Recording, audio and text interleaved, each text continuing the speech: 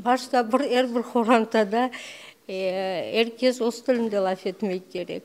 Эрши оз хорантадан темелден башлана. В первую очередь, хоть, по крайней мере, знать язык свой родной, что, в общем-то, не очень-то сейчас соблюдается среди крымско-татарской молодежи, знать историю, в общем, читать различные книги. Если мы будем дома разговаривать на крымско-татарском языке, то он будет, каждый ребенок будет знать, и получается, что вот я откуда знаю крымско-татарский язык? Потому что мои бабушка и дедушка дома разговаривали только со мной на крымско-татарском языке.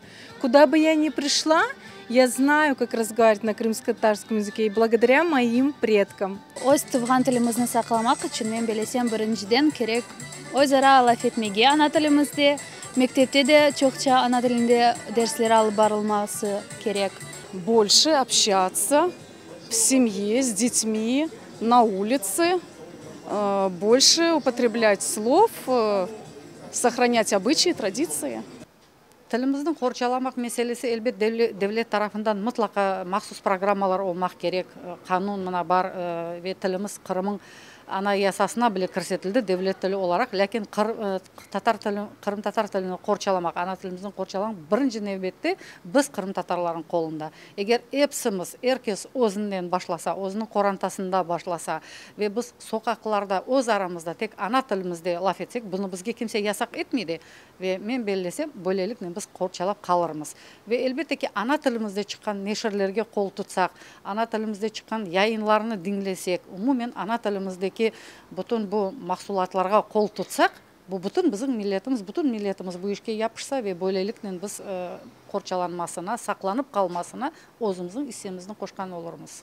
В первую очередь важна языковая среда, в которой находится человек. Тогда ему проще будет не то, чтобы изучить свой родной язык, он будет его знать уже с самого рождения, если он с самого рождения будет находиться в языковой среде.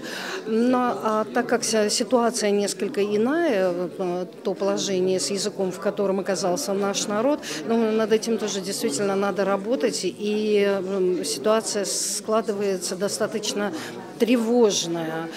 Я, например, рецептов не знаю,